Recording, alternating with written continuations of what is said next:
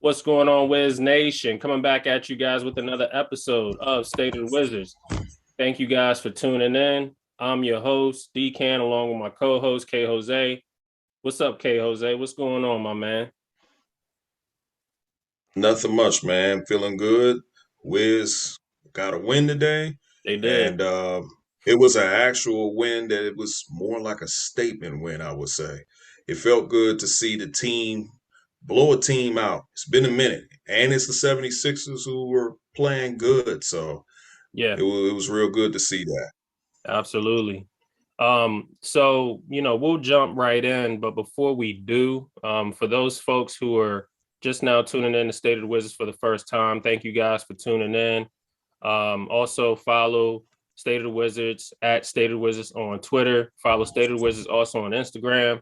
Follow me at Wizards Mafia on Twitter. And then also follow DC Hoopla on Twitter as well, at DC Hoopla. Also, we're on Instagram. So make sure you follow us all on Instagram.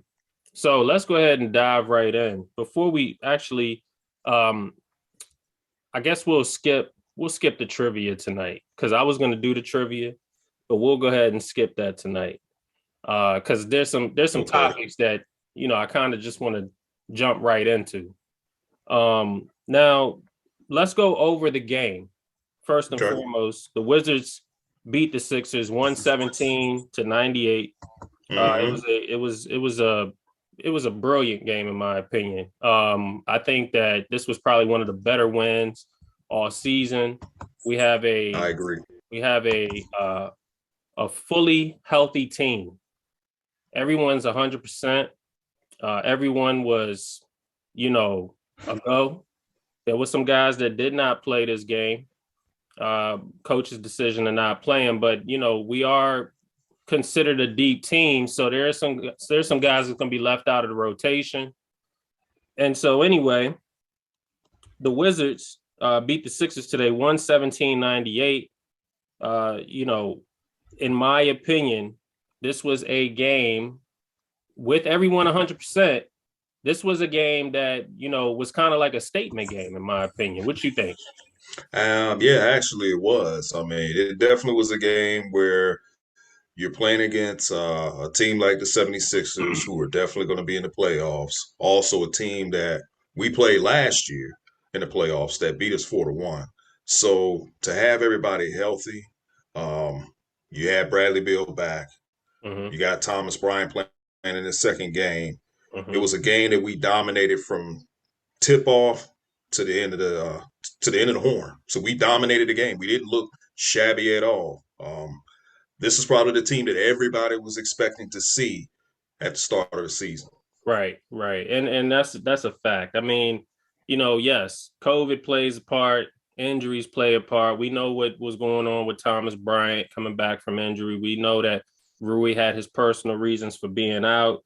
Um, but we didn't make excuses all year long for this team, right? There was no Right. excuses made at all. Like whoever we played, whoever was in front of us, we played. We didn't make the excuse of not being 100% when we was winning and we had a record of 10-3 and we was first in the East. We didn't make no Yeah. excuse. We didn't use injuries as an excuse then. And when we started losing, we didn't use injuries as an excuse for losing. Um, Right. but but so anyway, it feels good. It feels good that we're at 100%. The Wizards today, in my opinion, they shot well from the field. They shot 48%. They held Philly to 40% from the field. And Mm, we limited turnovers. We shot good. We shot pretty good from three. We wasn't great, but we shot pretty good from three. mm. Uh, we had 25 assists as a team. We had 50 points in the paint, and we didn't get out rebounded. In our bench Nope. points, we had 63. We had 63 bench points. Uh, That was actually key. it was absolutely key, because everyone harps on the fact that in the past we haven't had a good bench, right? So people make these points about the Wizards not having a bench. Well, 63 bench points. it's something to talk about, right? Yep, absolutely. I mean, you have, 15 coming off the bench from, I'm sorry, but yeah, 15 coming off the bench from Thomas Bryant. Rui gives you 11. I Mm-hmm. mean, Montrez giving you 18. So, we can't really complain about bench points. I mean, Kisper gave you 11 off the bench. And, the team played as a team, even with Bradley Beal coming back from COVID and he shot 41% as a whole, him only putting up 13 points. You had other guys step up Step up. Yep. when he wasn't able to. Right. The only concern that I have, which I'm not too surprised, was you did see Spencer Dinwiddie have a drop off in his offense, which that's pretty much normal whenever him and Bill are on the court together. Right. And I mean, a lot of people, I don't know if they're coming to their senses now about Dinwiddie, but his role is what it is when Bill's on the court. Like, I mean, we can't force him to do more when someone else is playing alongside him that isn't a good fit, right? Right. So, I mean, I think we kind of understand now at this point who Dinwiddie is as a player. When a guy goes Hmm. out, his role changes. He plays differently. When that guy comes back in, his role changes. He plays differently. I mean, yes, the drop off is different, but it is what it is. It is what it It is. definitely is.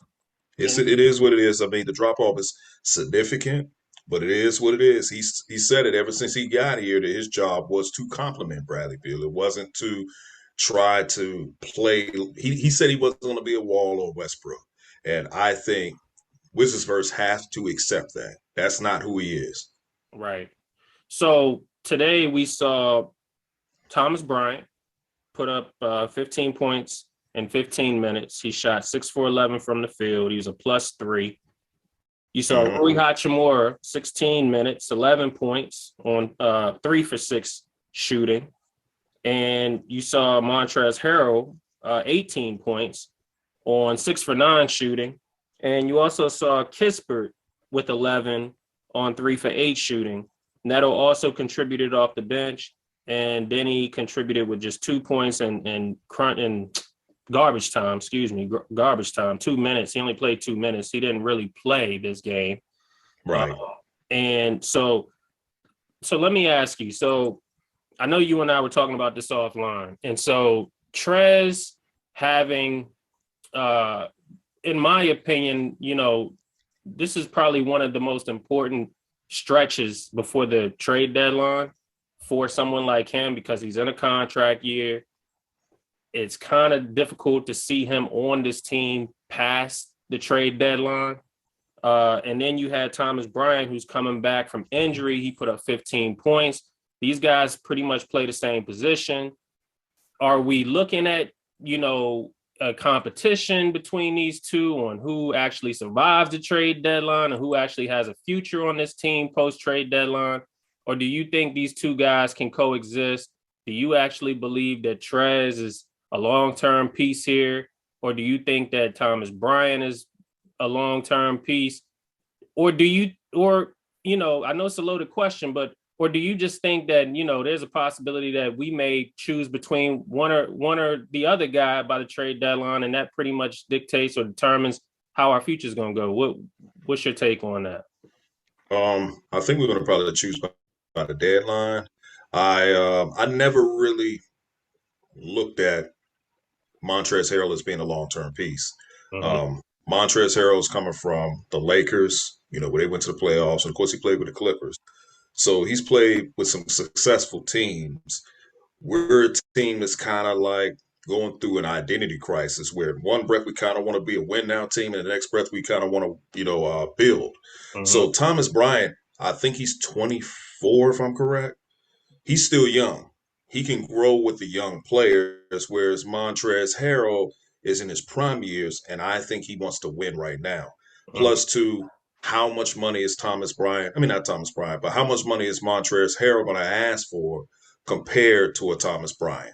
Thomas Bryant, I think he's what owed $8 million right now.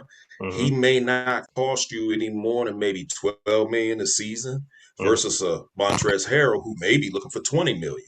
Right. So Way more expensive way than more expensive. Thomas So I Bryant. think when it comes down to it, I believe the Wizards are showcasing Montrezl Harrell not only because of his contract situation, but because he's also been vocal the last few weeks, far as not being involved.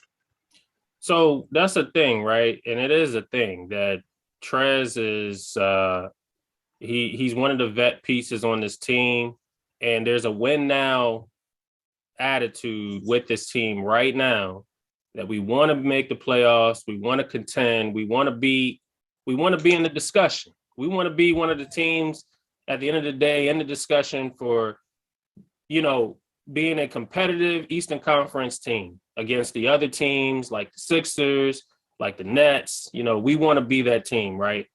So here's my thing. Thomas Bryant and Trez. Thomas Bryant is the younger guy. For the win now, guys, retaining Thomas Bryant only just helps the let's continue to build around the younger guys, the younger pieces argument. It doesn't really mean win now. Yeah. But um, at the same time, Trez makes a good argument for, let's say, he could very well be long term. We're just assuming that he's not. He could very well be a long term piece for us. He makes the argument for himself when he goes out there and he competes night in, night out. I just look at this as being, yes, Trez is definitely showcasing himself.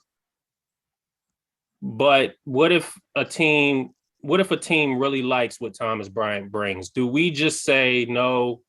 There's, Thomas Bryant's off the table completely, you know, or do we entertain that? I think we probably might entertain it. It all depends on what that team is willing to give up for Thomas Bryant. What can Thomas Bryant give you back? Okay, You so know, so here's so then my bad. I don't mean to cut you off, but here's another thing then. So what do you propose for Trez? for Trez, I look at it that when you pose for Trez, at least try to get either a young piece back, or he could at least get you like a second rounder or something. Right, right. You value him as a solid player. I mean, Montrezl Harrell, is solid. He gave us 18 points today. So he's a guy. If you put him on a championship caliber team, that he could come off the bench and really contribute. I'm not saying that Thomas Bryant can't do that, Mm-hmm. but Thomas Bryant is one of those type of players. What are you really going to get back for Thomas Bryant? What can Right. Thomas Bryant get you back? Maybe other teams don't see value in Thomas Bryant the way we do. Good point. So with Montrezl Harrell, he brings a lot of value. Hell, if that wasn't the case, why would we even trade for him? We saw value in him. So there's other teams out there that would see value in Montrezl Harrell over Thomas Bryant, in Okay, my opinion. so that's a good point, and I'll bring this up. So, the trade rumors have been going around. I touched on this on Wiz Takes. Jeremy Grant has been in the trade rumors, and the Wizards are interested in Jeremy Grant. Right. So, you and I both have already given our points and our takes on, what we think a Jeremy Grant type player does for us here. We've already discussed in depth offline and also on our podcast what a Jeremy Grant trade looks like here. Do you see Trez possibly being a piece in the possible Jeremy Grant deal if we are indeed entertaining that trade? I could see us try and be a piece. The thing is, with Detroit Warner, the thing that I think folks are overlooking is that a report came out that Detroit is actually looking for, I think it said young players and a first round pick, which is something we can offer some young players, but what particular young player they're going to want? Mm-hmm. Most folks will say, well, that player should be Denny. But when you talk about the first round pick, we don't have a first round pick until 2028 unless we remove the restrictions that we have on that pick that now OKC has. Mm-hmm. So I think the Wizards, what I believe is the Wizards will probably try to throw Trez in the mix. They'll probably try to throw in Dobby's Bertans and maybe Howell Neto. But I'm going to say that Detroit will not bite because they can get a better offer for Jeremy Grant from other teams. A team like the Knicks could give them exactly what they want, a young player plus a draft pick. You know, So we're not willing to give up the young players, which Tommy Shepard has came out of his mouth and said he's not willing to mortgage the future. Then I don't think we have what it takes to get Jeremy Grant. In my opinion, it's more of a pipe dream. I mean, where I stand. I don't think that Jeremy Grant really moves the needle, for us at all. Right. Especially I when you agree. look at the type of players we already have on this team. I Mm-hmm. mean, people think that this 20 points per game, 4.5 rebounds, 2 assists, they think that they're getting that type of player here. Right. Jeremy Grant is just putting up numbers on a bad team. So those stats are somewhat inflated. They And are. in my podcast, I made the point that Jeremy Grant playing alongside other all-stars. And mind you, these other two teams were actually, competitive teams, in the Nuggets and the OKC Thunder when they had Russell Westbrook at the time. He didn't put up more than 13 points per game. So right Right. now, Jeremy Grant is on a $60 million 3-year deal with the Detroit Pistons. He's still owed another 20 mil after this season. Right. And, it makes sense for why the Pistons signed him to that deal at the time, because they were already going through a rebuild and they looked at him as a piece, as a building block. And in my opinion, he's not the guy that they thought that he would be for them. When they drafted Cade Cunningham, that changed everything, because Jeremy Yeah, Grant it went changed it from automatically. right. It automatically changed because Jeremy Grant went from being the number one option down to the number two option. And Cade now is the number one option. He's the face of that franchise. Jeremy Grant's not. Right. So though, when you put all of this together and you're talking about the Wizards now, I just think, like you said, we kind of looked at it like, well, who out there makes sense for this team? Oh, I know who it is, Jeremy Grant. But then when you start looking into what he's done, and right now he's injured. I think he has like a thumb or a wrist injury or something like that. Mm-hmm. Uh, Mm-hmm. we would be literally taking on a guy who's, number one, getting over an injury, number two, getting paid $20 million, who is on the cusp of a contract extension that's going to command more than $20 million a season. And he's going to, 9 times out of 10, not going to be giving you 20 points per game, getting paid $25, $26 million a year. So Right. why would the Wizards, the question at this point should be, it's not when does the Wizards trade for Jeremy Grant, it's why would the Wizards trade for Jeremy Grant? Well, it's pretty simple. For one, Jeremy Grant has was once coached by Wes Unseld Jr. in Denver as an assistant. And then two, his dad, Harvey Grant, the former Bullet. So with the organization, it's more of, well, let's have this Relationship. family reunion. Yeah, Relationship. let's have this family relationship. Instead of doing things business wise, well, let's just make it more personal. And I don't really have an issue with Jeremy Grant as a person. I don't I have just don't think he's a fit. I don't have an issue I with him don't think he's a fit. as a player. I don't have an issue with him. I'm just saying that, like, because That's my thing. I have an issue with it. I think he's not a fit. He's definitely not a fit. You got Kyle Kuzma playing at a high level at this moment. so Okay. So, are you totally against the Jeremy Grant deal? oh, absolutely. I'm totally against it. Okay. So I that's don't think he's a fit. He's not a fit. I'm totally against it. so for me, I'm not totally against it, because I look at it like, well, it's not the worst thing. It's definitely not the best thing, but it's not the worst thing. I mean, yes, he adds more versatility. I think the argument, right, is that, okay, if Jeremy Grant comes here, he's going to be taking someone's minutes. And I think you have made this point. You know, we have young guys on this team, right? So the young guys need burn. How are they going to Absolutely. get burned if we acquire a Jeremy Grant and these young guys are still playing behind someone like him and Kuz, and so he cuts into, you know, their development and their playing time, right? But I look at it like, okay, what if, and I'm throwing out this what if because it has to be thrown out there. Nobody else is doing it. But what if the Wizards actually do move Bradley Beal? You know, does Jeremy Grant it makes sense at this point to maybe acquire a Jeremy Grant if they do that, you know? Well, let me say this. If you move Bradley Beal and you still acquire Jeremy Grant, then the only thing I can think of is we're in the play to try to go and sign the Joker. Exactly.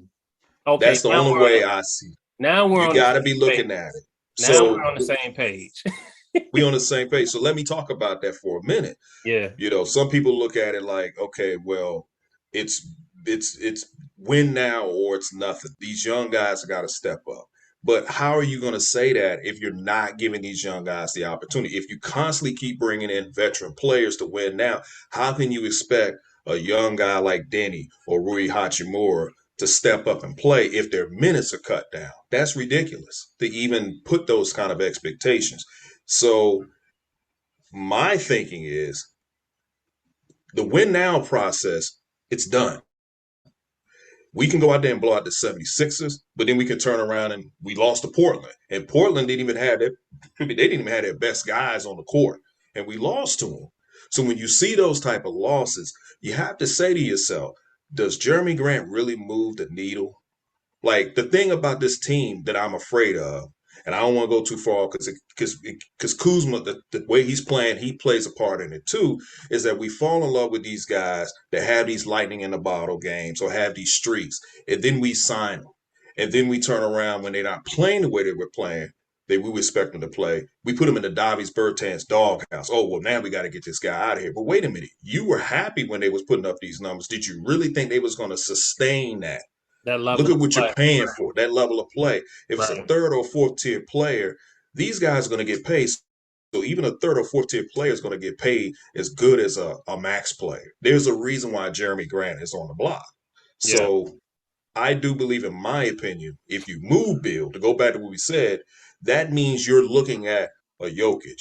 This team needs to have an MVP caliber type player on the team, and we don't have that. Bill is not that guy. Right. So that's the thing. So the win now, and I wanted to discuss this later on, but we can talk about it right now. The win now, in my opinion, you know, to your point, it's kind of hard to justify the win now when you're sitting at 500. So people are saying, well, we could be better, you know, or we could be worse. There's a lot of you know, ors out there, or we could do this or we could do that. You know, it could be a lot worse than where we're sitting right now, you know, in our conference. Right. We're acknowledging all these things, but the point is that the win now is exactly what it means. You win now. So if Right. you're not making moves that make sense for the win now, then you literally just don't make those moves. And then when we're talking about future, all right, there's a lot of, you know, first and second year players on this team, even third year players on this team. There's a lot of them, right? And then you got the G League where you just signed Eshanique, you got Isaiah Todd, you know, you got all these young guys, right? And Right. so you're saying to yourself, well, if we are in win now, how much longer are we really gonna go in this mode when you got all of these other guys lined up, ready for the Right. opportunity, ready to play? How much longer are you going to go with this win now, you know, thought process for the sake of one player? Because I can tell you right now, you know, we're going to have some dogs ready. You know, they barking right now. They ready. Absolutely. They Absolutely. ready. So, you know, all these guys show promise. Isaiah Todd out there, he's putting up what 20 something, 20 plus points per game for the go-go. You're gonna have talent. Talent is all through this organization. But how are we ever Exactly. going to find out what we have if we keep signing these third tier vet, veteran players who ain't gonna give you no more than 13, 14 points per game? How long we gonna go with this? That's where I'm Um, at. that's where I'm at too. I mean, look no further than our other home team, the Nationals. You know, their farming league, their farm system has always been top notch. But Mhm, look what they're doing right now. They're going through a rebuild. They mhm. moved all those heavy long term contracts. You only got Strasburg that's left over, and his contract is actually fair for the market, for his production. Yeah, But look at what they're doing. They're basically trying to build around Juan Soto. They just drafted his younger brother. I saw that. So they're trying to win now. And this is a team that won a championship 3 seasons ago. And Mhm. they're actually trying to rebuild. Right. So with the Wizards, we haven't won a championship since 1978. And it seems like the word rebuild is almost like profanity, like nobody wants to talk about it. Everybody is saying, well, we're not very good at drafting and, you got to get these guys and that. Well, you looking at a Ja Morant. How did the Memphis Grizzlies get Ja Morant? They had a losing season, right? They got a number one, a top two pick. How did the Pelicans get Zion? How did the Pistons even get Cade Cunningham? So you're going to have to eventually lose ball games to get a transcending type player. Well, you already And the, know what it is, man. The problem is that the fan base is so accustomed to mediocrity. yeah, The ownership group is so accustomed to mediocrity. It is definitely almost like it's worse than being in basketball purgatory. It's almost similar in a sense. yeah. When you talk about, you just leveling off and you have your peaks, you have your highs, but you have your lows at the same time. And, you're just sitting in the middle, man. And it just after a while you're saying to yourself, okay, how much worse could it be if we do have a losing season? How much worse could it possibly be if you've just been in the middle of the road for a decade plus? I mean, my thing is this. All right. So when I look at this Wizards team as constructed, do I believe we can compete? Absolutely. After watching the game today, I say, you know what? This team, if they played this way, we just might make some noise. But here's the key to what I just said. If the team plays this way, we can make some noise. That's a huge if. That's a huge Well, if. not only that, here's So another I'm thing I'm not too. I'm not I'm not like sold on the idea that this team could make some noise in the playoffs because there's a huge if there. Well, here's another thing that we're not factoring in. Well, I think you and I factor it in, but I think a lot of other Wizards fans don't factor in, is that there are other teams in the Eastern Conference that are going to be making moves at the deadline. The 76ers are rumored to go after James Harden. I just saw where James Harden would be open to possibly going to Philadelphia. So if that actually happens, Philadelphia gets better. And if Simmons ends up going to Brooklyn, okay, well, Brooklyn gets even better because now you don't have to, you got Ben Simmons that's going to be running the offense. You got the Celtics, they won today. The Celtics are actually starting to play a lot better. They may make a move. The Atlanta Hawks, it sounds like they're going to try to go all in and try to win ball games because they're below and they had high expectations. So there are several teams in the Eastern Conference, and I'm focused on not the Western Conference, that are going to make moves that may change. With us, we have to kind of shorten our rotation. And maybe that's the reason why the Jeremy Grant trade is being thrown out there to shorten the rotation. But if you shorten it, and let's say Rui Hachimura, Denny's minutes get cut down, that means you're focusing on KCP, Kuzma, Bill, Dinwiddie, those guys to step up and take a heavy load of minutes. What happens when Kuzma falls back to reality? What happens when KCP has a string of games where he plays like doo doo? What happens if Jeremy Grant doesn't really play like anything. What happens? You went all in to go win now, and those vets are not performing the way you wanted to perform. Now you got yourself another situation because now you're looking at, okay, we're going to have to probably move some of these guys. Well, But, I can already tell you Kuzma's playing for a contract extension at this well, point. absolutely. Absolutely. And At let me, this point. since you brought that up, let me bring something up I was just thinking about when it comes down to Kuzma. What I'm afraid of, because Kuzma's playing well, and people say, oh, well, absolutely not. You don't trade him. But what's going to happen is you're going to pay Kuzma. Let's say he's making 13 million. So let's say Kuzma commands 25 million. Okay, so you pay him 25 million a season, but Kuzma probably starts averaging about 14 points. Now you got Davis Bertans all over again. Then what? The people who said sign him, what are they going to say? Trade him. These are the same folks who said, oh, well, we should keep, Davis Bertans. Now they want him gone. So we fall in love with players like Kuzma, but we should learn from the past. Remember when we had Trevor Ariza? He played out of his mind in his contract year. We offered him a contract. He took it in Houston. But we ended up trading for him again a couple of seasons later, and that turned into be a rental. Now, I'm not saying that Kuzma is a Trevor Ariza type player, but what I'm saying is that I don't think this style of play Kuzma is showing you is sustainable, especially if you give him more money. I think that he will go back to reality.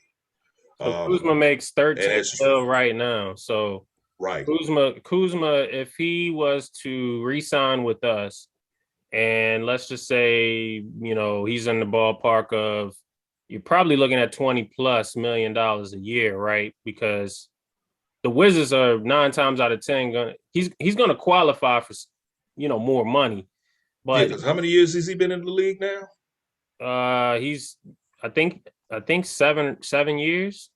Okay. So Seven. he's getting close to where he can with he's getting close. Okay. So he's getting close to when the market will kind of tell you how much he's worth. So that 2022-2023 season, Kuzma is probably going to play probably about the same as he's playing right now because he's definitely going to be looking for a contract extension. And I believe in that 23-24 season, he will put it this way, he's going to opt out of that year because he's going to be expecting us to pay him a lot of money. Now, next season, Absolutely. who knows how much he'll be worth if he's putting up, let's say he's averaging 18 points a game next season. That may end up costing us a lot more money. By that time, we should be trading him by the deadline. We should be selling him. In my opinion, I think we should sell him this off season. But that's just my opinion. A lot of folks don't want to, but I think we need to protect ourselves from making another bonehead mistake. Hence the reason why Panda should be on the market. We should be listening to offers because we need to save ourselves. So, we have to be smart when we talk about money, man, or else we're going to be right back in an Ernie Grunfeld type situation where it's going to be hard for us to get ourselves out of, the cap issues that we've had in the past. And right now we can control our own destiny and our own situation. When you look at the cap and you look at all of these expiring contracts, you look at who's a free agent after this season. I mean, like I said, look at all of these names at the bottom, man. These are guys that are on payroll. They play for the G League, but this is promise. This is your future that we're talking about here. So you can't see what you have down here if all you keep worrying about is Is what what's you up got up here. there. Right. So So let me ask you a question, my dude. Um, I'm looking at Rui Hachimura. Go back to the salary cap again. So I'm looking at Rui Hachimura. So let's say Montrezl Harrell is gone, Davis Bertans is gone. We're gonna just say, for the hell of it, Jeremy Grant is on the team, that's 25 and million right there. so he's on the team right now. Right. So we're going into next season. We're in the 2023, 2022, 2023 season. That's Kyle Kuzma. We're going to say that he's going to opt out of that last year deal. It's going to be most likely Rui versus Kuzma next season. I truly believe that. So if the Wizards move Kuzma by the deadline, how much do you think it will cost to retain Rui Hachimura in a new contract? Well, if I'm not mistaken, that 2023, 2024 is a qualifier. So he would automatically qualify for that. But I believe in a qualified year, you can still negotiate. So anyway, to answer your question, Rui would be worth probably upwards of 16, $17 million. So what Davies Bertans makes right now, I think, is what Rui would get on an extension. And Mhm. and so anyway, that's not breaking the bank. That's still pretty good for him. Absolutely. I mean, think about Absolutely. it. This is a potential two-way player.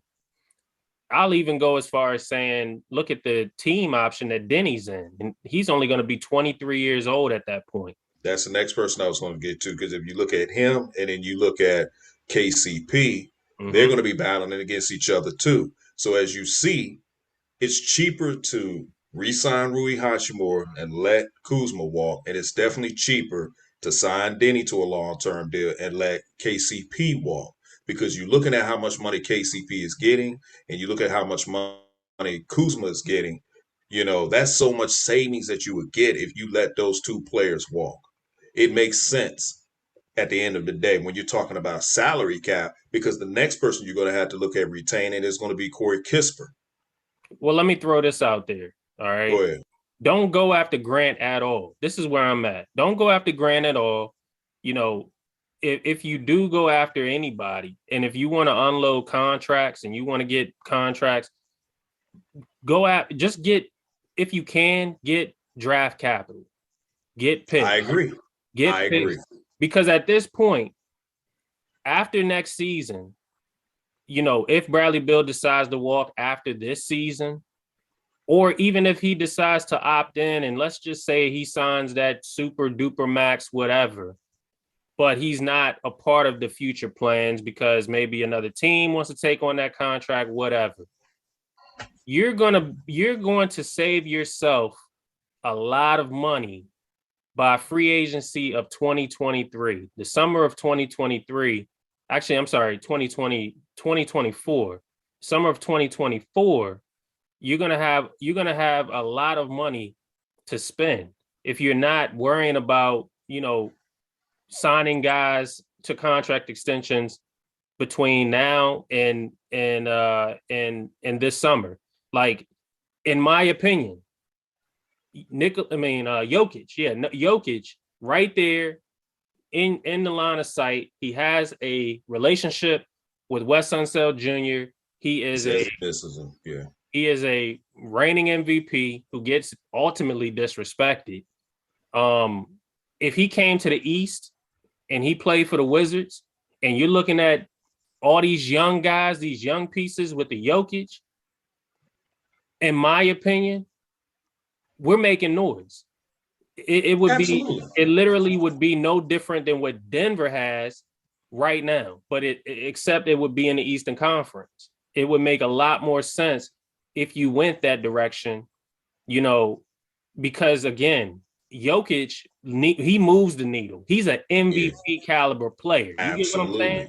He He moves the absolutely needle. does. That's, if anything, at that time, win now really makes sense if you really think about it. If you're going after him, absolutely. It If makes you, a hell of a lot of sense. in my opinion, a lot of you guys watching, you guys may disagree, but if we can get Jokic by next summer, and again, we keep some of our guys, we're able to afford Jokic, we're able to pay some guys, some of these younger guys, cheaper contracts. You could even go after other vets at that time because you have money to spend. Do you understand?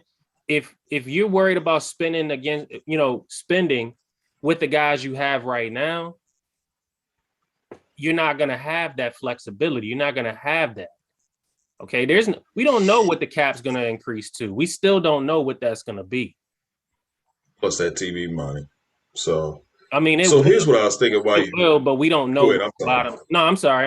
I'm saying we know the cap will increase. We just don't know by Yeah. how much. So here's what I was thinking. Let's say the off season comes and it happens, because what I truly believe is that For Tommy to say that he's not willing to mortgage the future, that means that there's an understanding that he has of the situation that's coming up this off season. Because Right. there is no commitment from Bill. So it could be a situation where maybe in the back of Tommy Shepard's mind is he could possibly walk and we get nothing in return. You and I believe that it would make sense to make the move now, but let's say they don't move him by the deadline, so they go all in. They say, well, we'll just deal with this come the off season. We may do a sign and trade with him going to another team, but let's say you sign and trade him to Boston.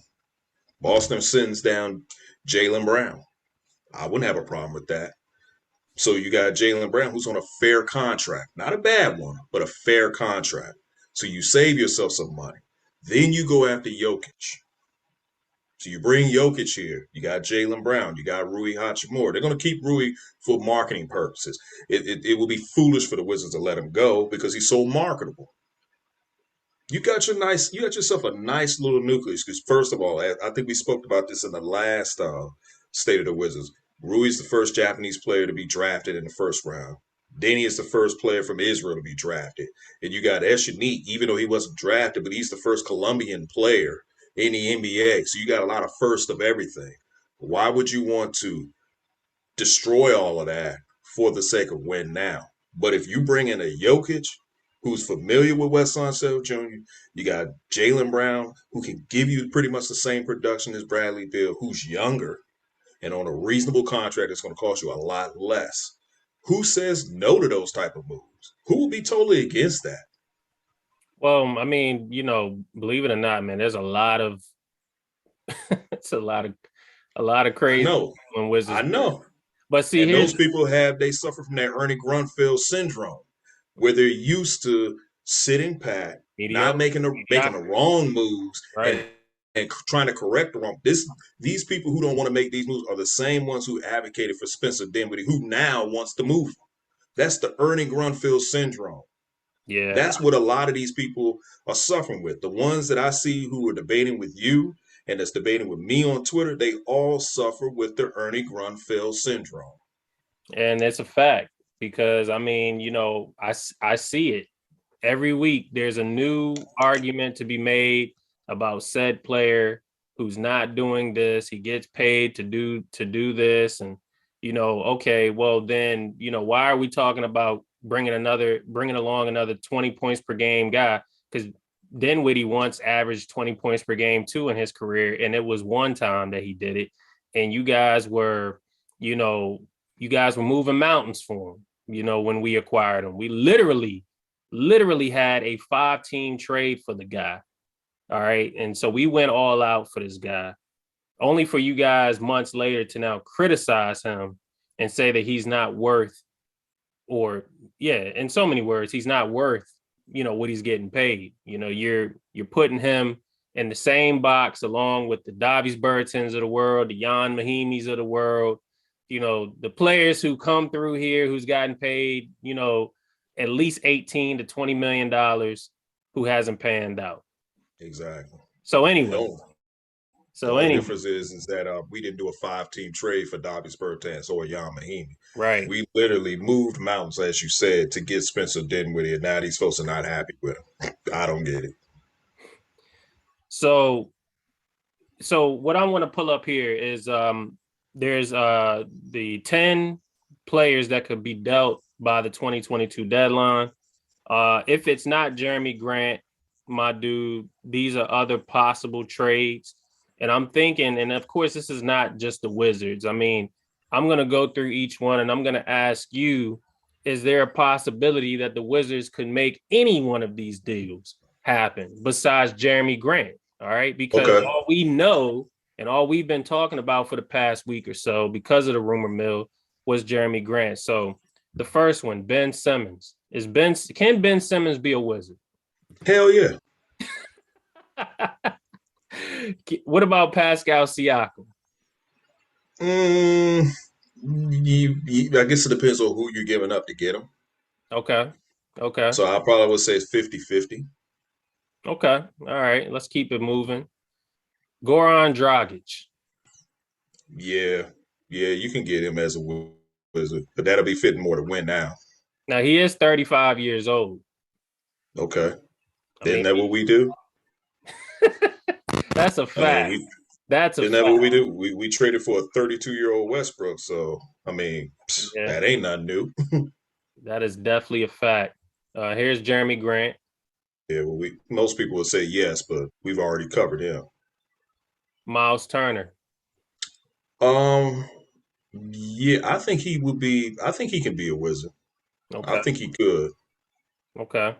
And we'll go in depth a little bit further after this. Thaddeus Young.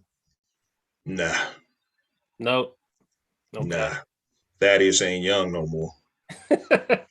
De'Aaron Fox. Yeah, Can yeah, I De'Aaron can see Fox him as become a. a wizard? I definitely could see that. I know people in Wizardsverse would like for him to be here. I could see that. I'll be honest with you. I could definitely see that too. I mean, this organization is having a hard time living with itself right now with the trade of John Wall. And the only way that I see them making up for this is acquiring another Kentucky Wildcat and De'Aaron Fox because they don't want to admit that they messed up with John Wall. So why not try to make a deal for De'Aaron Fox? Yeah, I think them watching the highlights of John Morant is making them really miss John Wall a whole lot. Buddy Hield, can he become a Nah, wizard? nah, buddy, nah. Nah, buddy. And the last one, or I believe this is last, Eric Gordon. Maybe 2 seasons ago, I would say yeah, but nah, Terrence Ross. he doesn't. He doesn't make. He's not a good fit. Right. But the Wizards do make deals like this too, right? Yeah, the Wizards do make deals like that. They always like to go out and get the Wizards killers, and sometimes those guys kill the Wizards in the salary cap.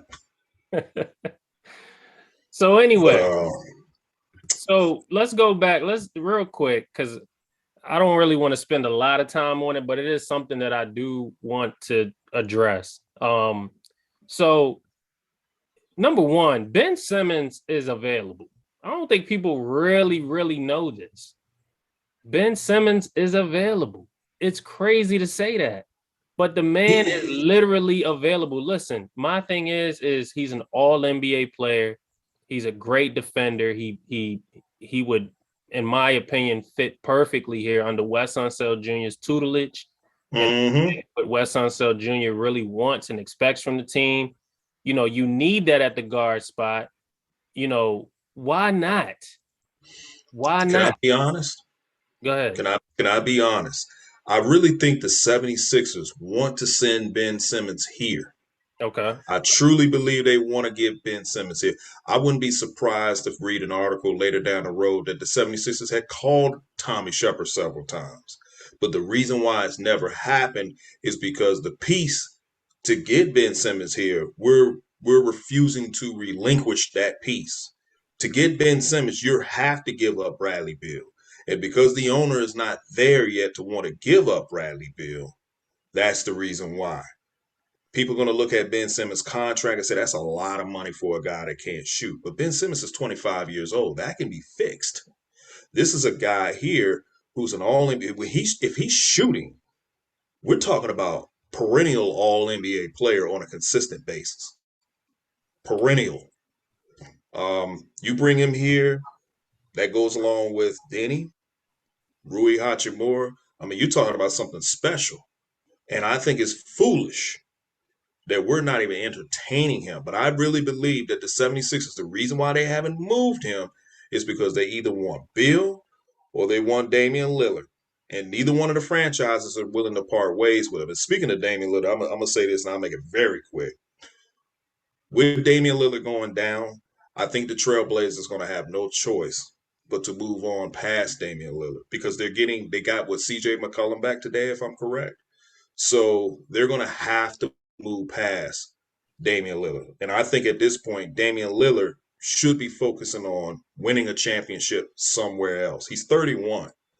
So he's only going to start to decline as time goes. Right. And the Wizards and the Trailblazers in the same spot because they have two guys that know what kind of power they have on their franchise. Mm-hmm.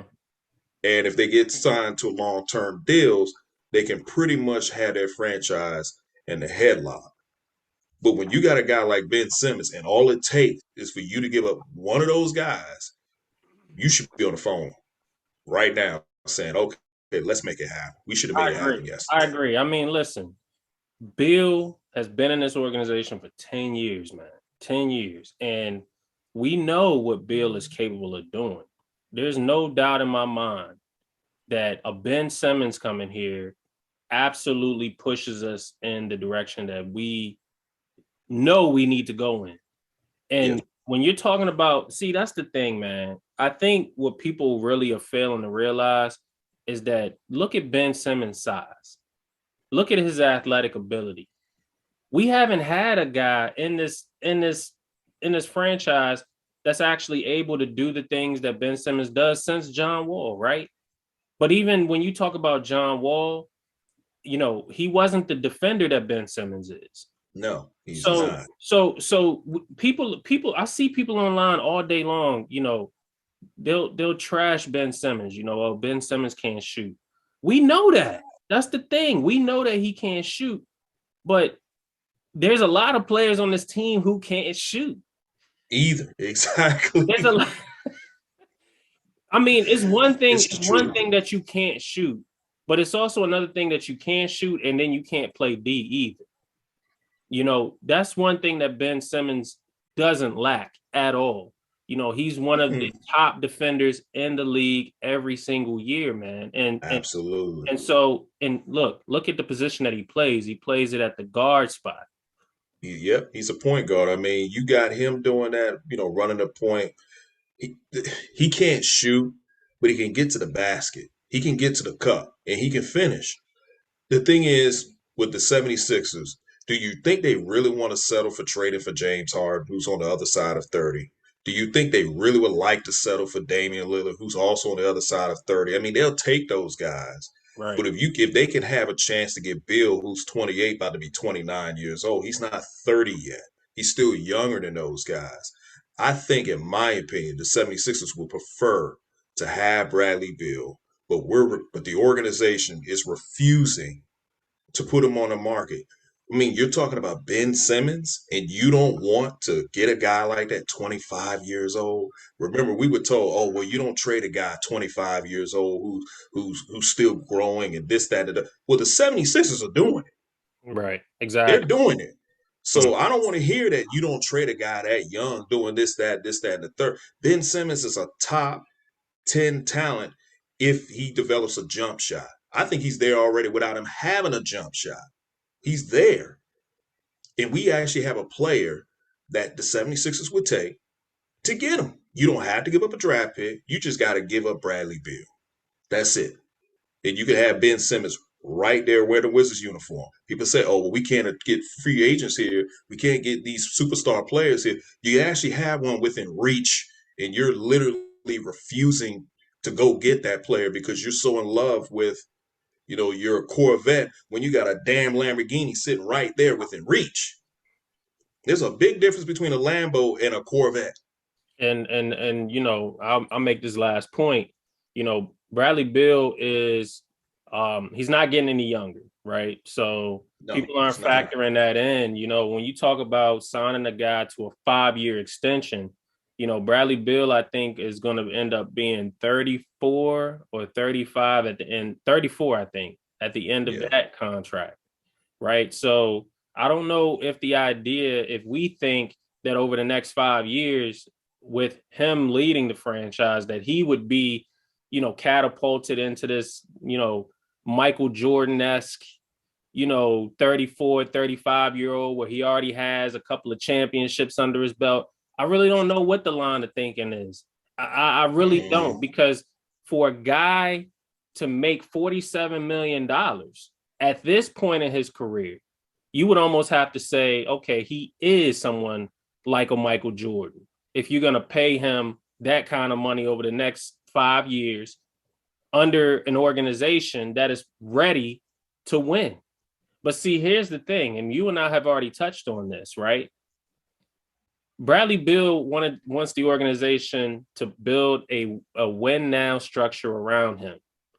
But Bradley Beal's been asking the organization to do this now for the past several years. The organization is still not there. They haven't met his demands or whatever his level of criteria is. The organization has fallen short of that. So the thing is over the next 5 years, essentially you're still going to be building on this idea that we should be winning now, right? Right. When the understanding should have been, at this point, we already have a respectable team put together who's competing in the East every year for the next 5 years. In my opinion, that's the only way that makes sense for Bradley Beal, is if you already have a championship contending team right now for why you should be committing over the next 5 years. But the Wizards organization hasn't proved to Beal, or to the fans for that matter, that we could put together a winning championship team for a long period of time. They haven't proved that. Exactly. So my thing is we have no other choice because we can't meet that expectation. We can't meet that expectation that Bill's put on us. It's just impossible, man. And if we all know, and which we do, we all know the history of this organization has always been, you have mediocre level seasons or mediocre type seasons, and that spans out 3-4 years. And then you go back through a rebuild, and that's been the cycle over the last 2-3 decades. Yes. And there's a reason why we haven't won a championship since '78. Well, yeah, because we continue to keep chasing our tails. I mean, I look at it this way too. You know, I saw where Make this somebody your, my bad. Make this your closing argument. My bad. Yeah, this would be my close. So I saw where somebody on Twitter was making fun of the Miami Heat because the fact that Jimmy Butler would be 36 years old and I think he'd get like $54 million. So they're like kind of chuckling at that, like the Heat going to be paying Jimmy Butler 54 million at 36, and I'm like, well, that would be us.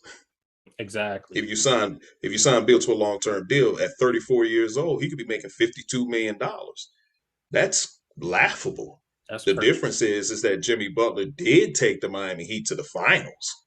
Right. Imagine when your franchise player doesn't even get you past the first round and you're paying him that kind of money. So at the end of the day, the organization has failed John Wall, and I'm gonna be honest, they're failing Bradley Beal, and they're failing the fans. And the fans have fell into this Ernie Grunfeld syndrome where it's like, okay, well, we'll just continue business as usual. We might as well keep them because we just need to. But if you don't believe that the current general manager is not very good at drafting, why do you believe that the current general manager is very good at building a championship caliber team? What has he shown you that he can do that? And for those of you that felt that his extension he got was warranted, the only reason why he got that extension was because he moved Wall's contract and then turned around and moved Westbrook's contract. That's it. That's what got him that contract. But not And he because got it when we were 10-3. Right. Not because he put together a winning championship team. He just got it because he was able to clean up mistakes that were made in the past. But he's getting ready to fall into several mistakes. Several. So are you guys going to praise him when he signs these players, your Jeremy Grant to a long-term deal, your Kuzma's to a long-term deal, and any other veteran to a long-term deal, and those contracts turn out to be bad, and then we got to give up first-round picks to get rid of them? Are you going to praise him, or are you guys going to flip on him too like you've been flipping on everybody else? I mean, that's a great point. That's a great point.